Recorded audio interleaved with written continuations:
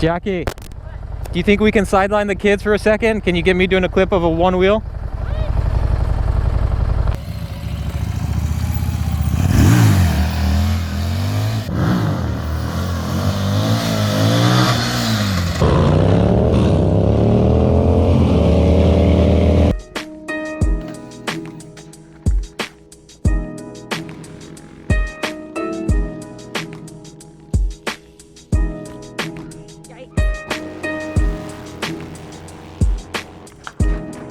Alright, you guys, John's Moto Garage.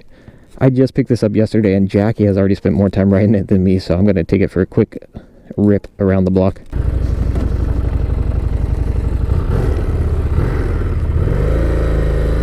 So this is only my second time out riding the bike, really.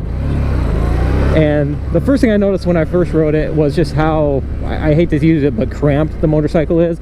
I love the mid controls.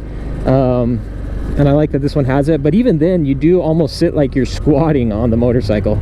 I really don't mind it. I don't think I would buy this bike if I planned on doing long rides, but I can't imagine you would be comfortable doing anything over, you know, I don't know, hour, 2 hours, but totally doable. I mean, it's like a sport bike, you know. Sport bikes are not comfortable motorcycles. They're purpose built for something totally different, and I don't think this was built with touring or comfort in mind per se, but it does definitely limit who would really be able to even purchase this motorcycle and enjoy it. And I think you're going to be limiting that to your shorter riders.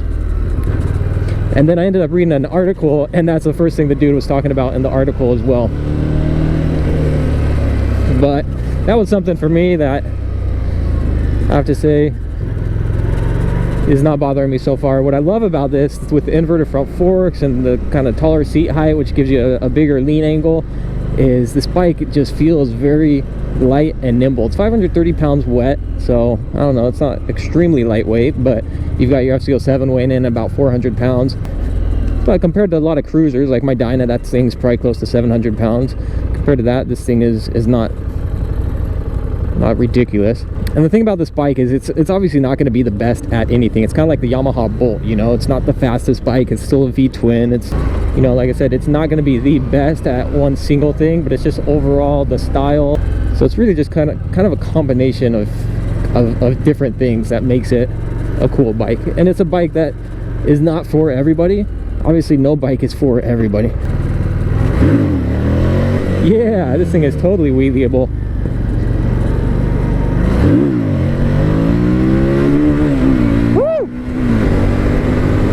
Alright, here's my thing though. Any cruiser, any V-twin cruiser that can jump up on one wheel that easily, and I've tried it on the Yamaha Bolt. It is totally doable on the Bolts, but this thing popped up easy, man. And so that, I have to say, the fact that you can do a wheelie on this bike, I think that speaks just volumes to what Harley was trying to accomplish with this style of a motorcycle. And I don't know, it's kind of like a mix of a hooligan, flat track inspired, cafe racer, you know, all of the above.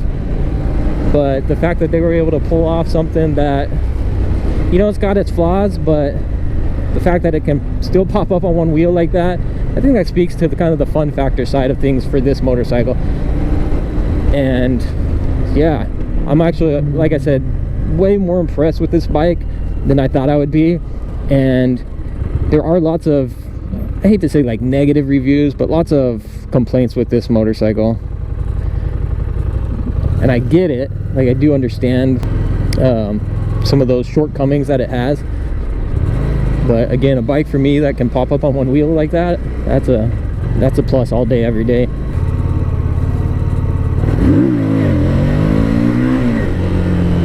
So it still likes to burn a little bit of rubber. I'm not having much luck getting all that traction to the rear tire, which seems to be an issue with these Harleys because they're so torquey down low.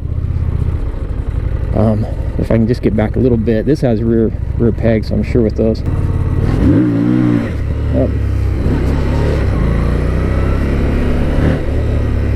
Yeah, a little bit slippery over there, so.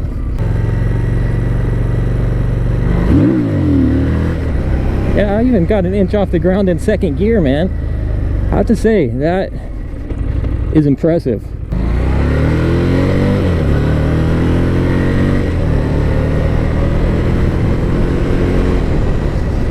So I saw some comments, you know, mixed feelings I'm sure on this bike. It's one I feel like you either love it or you hate it. And when I first saw these, I wasn't a huge fan of the styling. You know, I feel like some of the lines are a bit awkward. They don't really flow too well. You know, you sit on it and you're kind of squatting over, not quite like a sport bike, but somewhat. It's heavy like a cruiser. It's not as fast as a sport bike, and you know, it's uncomfortable like a sport bike, so it is kind of like the worst of those. But despite all that, I find myself having a fun time on it, and ultimately for me, that's what it's all about. There we go. Yeah, this thing is totally wheelieable.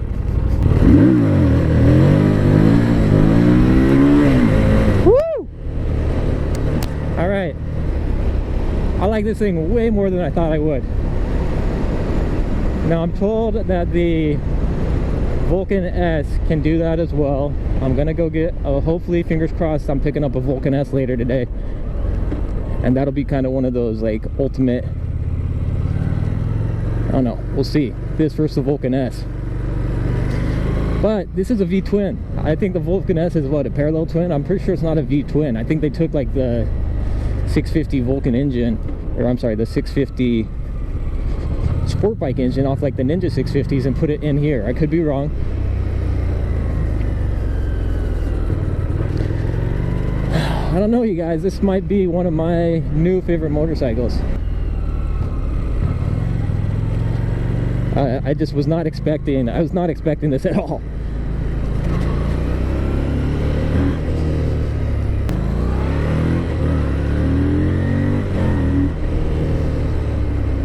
It's a hooligan bike. It is a hooligan bike. I mean, I could totally see myself with a little bit of practice getting to where I could like sit there and hold a wheelie on this thing, and that's amazing to me on a V-twin 530-pound motorcycle, stock, bone stock. And I'll add that I love that it has stock exhaust, because I can get away with messing around in the neighborhood. Jackie, do you think we can sideline the kids for a second? Can you get me doing a clip of a one wheel? I'm gonna see if Jackie can get a clip of this thing up on one wheel. It's a little bit slick here, so I'm not sure how well we'll do, but we'll try it.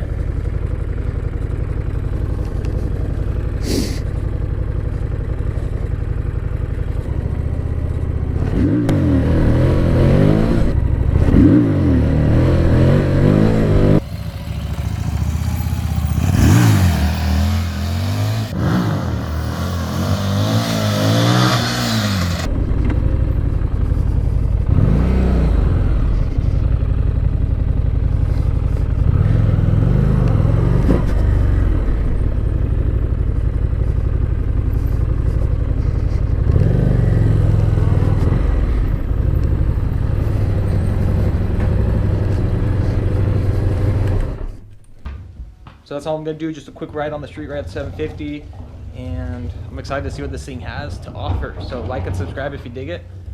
Enjoy.